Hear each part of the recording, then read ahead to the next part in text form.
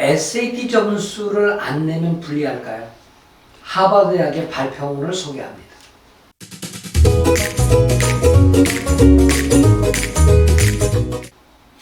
여러분 안녕하세요. 미래교육소장 이광열 박사입니다. 이제 미국 대학 입시가 본격적으로 시작됐죠. 8월 1일부터 커먼 앱이 열렸고 이제 여러분은 커먼 앱을 작성하고 있습니다.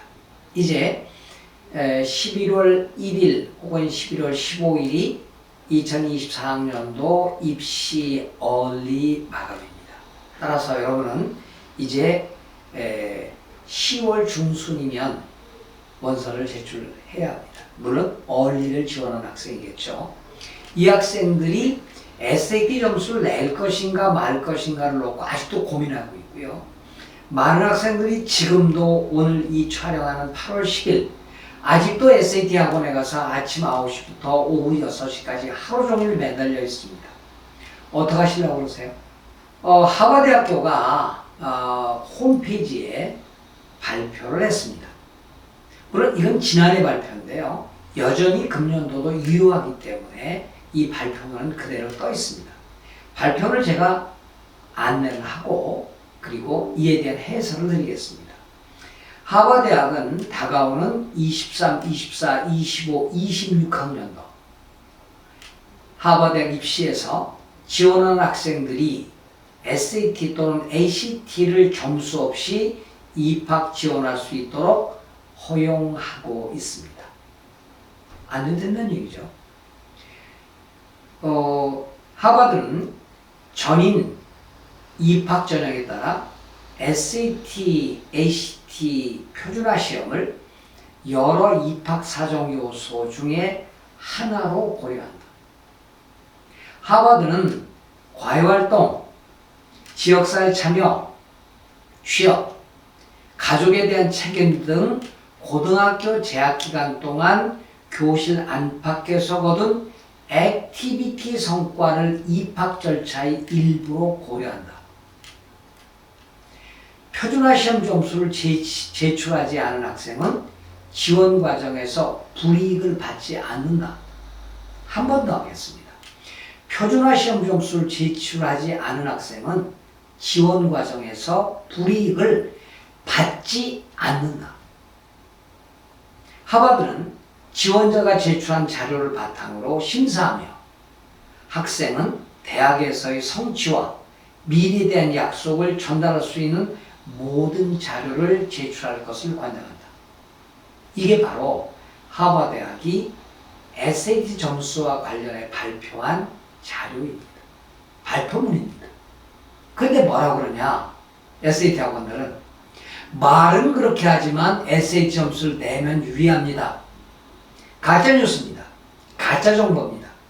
제발 이런 가짜 정보에 속지 마십시오. 여러분 자녀들의 이 귀한 시간을 에세이 액티비티 원서 쓰는데 시간을 들여야지 에세이 점수 올리겠다고요? 거짓말 하지 마세요. 8월 말 토요일에 치러지는 SAT 시험에 정말 많은 학생들이 지원을 하고 벌떼처럼 달려들었지만 지난번에 받던 점수에서 절대 안 올라갈 겁니다. 약속합니다. 100점 올리는 학생 별로 없습니다. 보통 플러스 50점, 마이너스 30점에서 왔다 갔다 합니다. 그 점수는 전혀 의미 없는 점수입니다. 지난해 유펜에 50%가 SAT를 냈고 50%가 SAT를 안 냈어요. 코넬의 경우에 60%가 냈고 40%가 안 냈습니다. 그 절반의 학생들은 일반적인 유펜 합격자들의 점수에 비례되는 점수를 갖고 있기 때문에 안 낸 겁니다. 혹은 시험을 안 본 겁니다. 그래도 당당히 합격을 했지요. 하버드 대학은 2026년도까지 2025년에 내후년에 12학년이 되는 학생들까지도 SAT 안 내도 됩니다. 물론 그 이후에 결정을 할 겁니다. 그러나 저는 99% SAT 옵셔널을 유지할 거로 봅니다. 코넬 대학교가 몇 개 단과 대학이 테스트 블라인드입니다. 안 봅니다. 칼텍 대학도 테스트 블라인드입니다. 안 봅니다. 콜롬비아 대학은 영원히 퍼머넌트리 SAT 옵셔널 정책을 취했습니다. 그런데도 왜 그렇게 에세이에 몰입하고 계세요? 저한테 오시는 상담차 오시는 학생들이 부모님들이 제 얘기를 듣고 가슴을 치며 하는 얘기가 쏘갔네요. 네, 쏘으셨습니다. 아주 멋있게 쏘으셨습니다. SAT를 내면 유리하다? 절대 유리하지 않습니다. SAT를 안 내면 불리하다? 절대 불리하지 않습니다. 어떻게 하면 될까요? SAT 낸 학생들은 별도 입학사정을 합니다. 없는 학생들은 그럼 어떡할까요? 아까 하버드대학이 뭐라고 강조를 했나요? 홀리스틱 어세스먼트를 하고 지역사회, 과외활동, 가족에 대한 책임, 이 액티비티 성과를 입학 절차에 일부러 고려한다고 강조한 것은 이 부분을 강조하는 거기 때문입니다.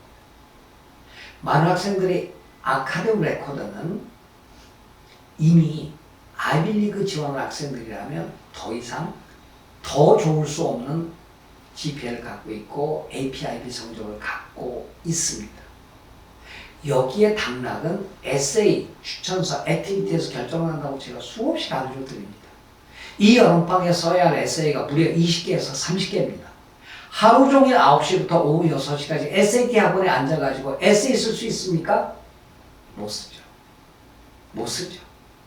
많은 부모들이 우리 아이 에세이 잘 써요 라고 합니다만 제가 보면요. 중학생 일기예요. 중학생 일기를 에세이로 써놓고 잘 썼다고 부모님들은 자랑하세요.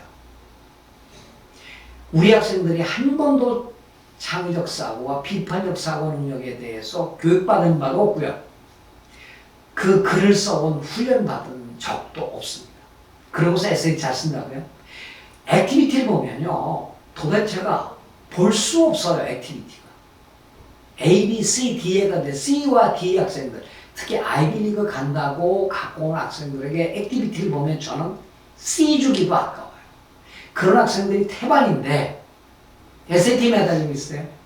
아닙니다. 지금 9학년, 10학년, 11학년 학생들 분명히 들으세요. 당락은 에세이, 추천서, 액티비티에서 갈립니다. SAT 점수를 몇 점 올리려고 이미 노력한 학생들은 쓸 자격 없어요. 아이비리그 쓸 자격, 지원할 자격이 없습니다.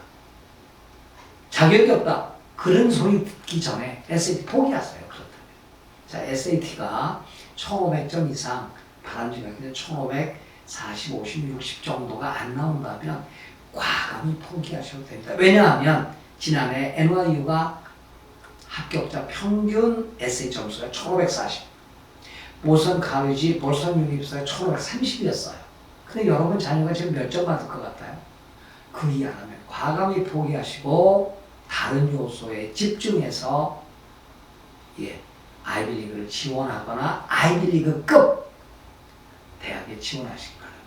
하도 답답하고 하도 가슴이 미어져서 여러분께 제발 SAT 매달리지 마세요. 하버드 공식 발표문을 여러분께 안내해드렸습니다. 하버드 SAT 점수 안내도 전혀 불리하지 않다. 이 말씀 다시 한번 강조드립니다. 고맙습니다. 안녕히 계십시오.